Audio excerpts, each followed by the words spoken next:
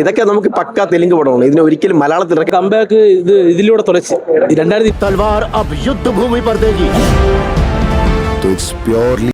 నమస్కారం సినిమా పిచ్చోళ్ళారా, welcome back to our channel. యుద్ధంలో గెలిచేవాడు వీరుడు, కాని యుద్ధాన్నే శాసించేవాడు వృషభ. అబ్బాబ్బాబ్బా, డైలాగులు వింటే గూస్ బంప్స్ వస్తున్నాయి కదా.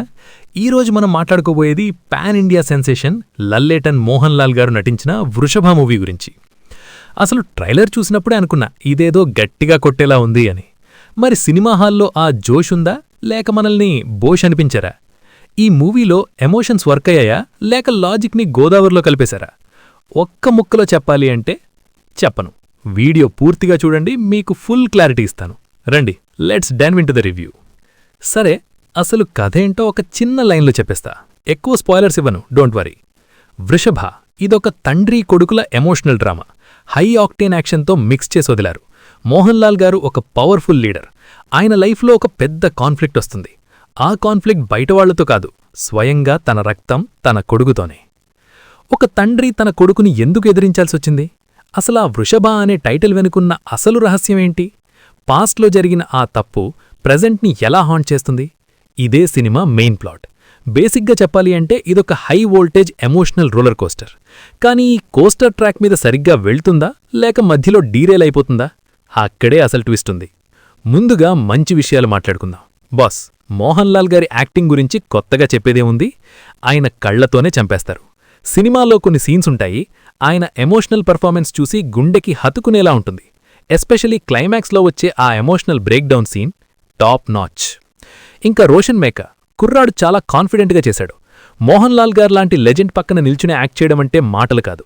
కానీ Roshan did a fantastic job. Action sequences మాత్రం ఎబోస్, వేరే లెవెల్. విఎఫ్ఎక్స్ వర్క్ ఎస్పెషలీ ఆ ఫ్లాష్ బ్యాక్ ఎపిసోడ్స్లో చాలా గ్రాండ్గా ఉంది. మ్యూజిక్ డైరెక్టర్ ఎవరో కానీ బీజిఎంతో థియేటర్ని ఊపేశాడు. హీరో ఎంట్రీ సీన్కి ఆ డ్రమ్స్ మోగుతుంటే సీట్లో కూర్చోలేరు, ఆటోమేటిక్గా విజిల్ వెయ్యాలనిపిస్తుంది. ఇప్పుడు విషయానికొస్తున్నా. పిక్చర్ అభి బాకీ హే మేరే దోస్త్. సినిమాలో అన్నీ బాగున్నాయా అంటే అక్కడే మన డైరెక్టర్ గారు కొంచెం అతి ఆశపడ్డారు. ఫస్ట్ హాఫ్లో ఉన్న స్పీడ్ సెకండ్ హాఫ్కొచ్చేసరికి ప్యాసింజర్ ట్రైన్లా మారిపోతుంది. కొన్ని చోట్ల లాజిక్ అసలు హాలిడేకి వెళ్ళిపోయిందనుకుంటా. ఒక సీన్ ఉంటుంది, హీరోగారు గాల్లో ఎగిరి 360 డిగ్రీస్ తిరిగి విలన్లు కొడుతూ ఉంటారు. సరే, సినిమాటిక్ లిబర్టీ అనుకుందాం, కానీ గ్రావిటీ అని ఒకటి ఉంటుంది కదా సార్. న్యూటన్ గారు పైకి వచ్చి చూస్తే మళ్ళీ సూసైడ్ చేసుకుంటారు. ఇంకా హీరోయిన్ ట్రాక్, అసలు ఆ లవ్ ట్రాక్ ఎందుకు పెట్టారో డైరెక్టర్ గారికే తెలియాలి. పాట వచ్చినప్పుడల్లా నేను పాప్కార్న్ రీఫిల్ చేసుకోవడానికే వెళ్లే. స్టోరీ ఫ్లోని ఒక స్పీడ్ బ్రేకర్లా ఆపేస్తుంది. కొన్ని డైలాగ్స్ అయితే నేను నిప్పు నువ్వు ఉప్పు టైప్లో కొంచెం క్రింజ్గా అనిపించాయి. తోడ పోయటిక్గా రాయడానికి ట్రై చేశారు, కానీ అది వాట్సాప్ ఫార్వర్డ్ మెసేజ్లా అయిపోయింది. టెక్నికల్గా మాట్లాడితే సినిమాటోగ్రఫీ ఈజ్ రిచ్, విజువల్స్ చాలా గ్రాండ్గా ఉన్నాయి. ఎడిటింగ్ ఇంకొంచెం షార్ప్గా ఉండాల్సింది. ఎస్పెషలీ సెకండ్ హాఫ్లో ఒక 10-15 నిమిషాలు లేపేసుంటే సినిమా ఇంకా క్రిస్ప్గా ఉండేది. ఇది బాహుబలి రేంజ్ సినిమా అని హైపిచ్చారు, కానీ నిజాయితీగా చెప్పాలి అంటే ఇదొక మంచి కమర్షియల్ డ్రామా అంతే. మరీ ఎక్స్పెక్టేషన్స్ ఎవరెస్ట్ అంత పెట్టుకుని వెళితే కైలాసగిరి ఎక్కినట్టు అనిపిస్తుంది. కానీ ఎమోషనల్ డెప్త్ విషయంలో ఇది డెఫినెట్గా కనెక్ట్ అవుతుంది. ఫ్యామిలీ ఆడియన్స్కి ఈ ఎమోషన్ బాగా నచ్చుతుంది. సో ఫైనల్గా వృషభ చూడొచ్చా? డెఫినెట్గా. మోహన్ లాల్ గారి కోసం, ఆ ఫాదర్ సన్ ఎమోషన్ కోసం అండ్ గ్రాండ్ విజువల్స్ కోసం థియేటర్లో చూడాల్సిన సినిమానే.